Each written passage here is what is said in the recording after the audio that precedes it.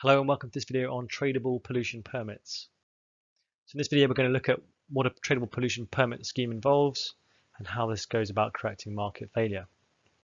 So the market failure we're trying to solve is that of negative externalities, and that exists when the market gives us an overproduction. And here the most common example we're going to look at is carbon emissions. Too much carbon is being produced by the free market compared to the socially optimal level of output. And in particular, we're looking at the negative effects here of pollution. So how does a tradable pollution permit scheme work? Well, there is an example in the European Union called the emission trading scheme. And how this works is there is a limit set for the total amount of carbon that can be emitted. And this might be close to the socially optimum level. So the government then issues permits to companies that allows them to pollute that amount of carbon emissions. And the idea is that these permits are tradable, so firms can buy and sell them. So if firms can reduce their emissions below the level that they've been given, they can then sell any spare permits that they have. Now, some firms who find it very difficult to reduce their emissions and can't go below their target can buy those emissions off other companies or pay a heavy fine. So it provides an incentive to reduce emissions so you can sell your permits, and a punishment for those who increase their emissions, as they have to buy permits of other firms or pay a heavy fine. How does this correct the market failure? Well, the idea is that the EU or the people operating a scheme will reduce the cap, reduce the amount of permits they issue over the years, providing an ever-increasing incentive for companies to become more environmentally friendly and reduce their carbon emissions. Ultimately, they can more closely align the market level of carbon emissions, the actual level of carbon emissions, with the socially optimal level. So let's have a look at how this might work in practice. Here we have two power stations or two companies. On the right, power station A, and on the left, power station B. And both companies have been set a limit at the top here, and this is the maximum limit of CO2 that they're allowed to emit. So for example, company A can emit this much, sorry, company B can emit this much carbon. Okay. Now, what we can see from company B is that their actual emissions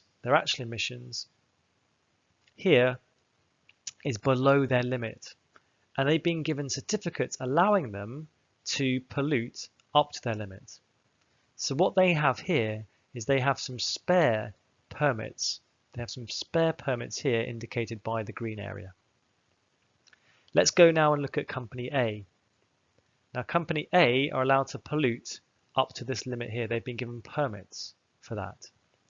Now, if they pollute more than that limit, they haven't got any permits for that, for this amount of pollution above the limit, and they have a choice. They either pay a fine, or what they can do is buy any spare permits from another company. So company B might sell their spare permits to company A, and they will receive money for this, and company A will spend money on this. Now, if we think about the incentive here, there is a clear incentive for B to become even more efficient, because then they can sell any more spare permits. And again, there is clearly an incentive for A to become efficient, because then they don't have to buy permits from other businesses and they don't have to pay the fine. The idea is that over time, the amount of permits that are issued for both businesses will be reduced. So the level of permits they get given to pollute will be brought down over time and squeezed, so there's an incentive for businesses to become more and more efficient and reduce the amount of polluting that they do. What are the advantages and disadvantages of this approach? Well, an advantage here is that firms are quite free to choose the most cost-effective way of meeting the permit requirement. So some might invest in technology if it's worth their while to reduce carbon emissions. For other firms, if it's very difficult, they might say, well, actually, it's worth us paying the fine, or it's worth us buying permits of other businesses. The idea that over time we can reduce the amount of permits that are being issued, and so firms have an incentive to reduce their carbon emissions. What about any negatives of this scheme? Well, it can be quite complicated to decide how many permits to allow each business. So how much pollution should we allow each business to do? For example, when the EU introduced the system initially, they issued too many permits. So actually firms didn't really need to buy any extra ones. So the price of a permit fell to zero because everyone had enough. And so there wasn't really any financial incentive to become more efficient and reduce your emissions. Also, it's quite difficult to measure how much a firm is actually polluting and whether they're complying with the amount of and whether they have enough permits to cover that amount. There are transaction costs involved in buying and selling permits, which increase the cost for businesses. And also there's an element of a free rider problem. Carbon emissions is a global problem, so there really needs to be a global solution.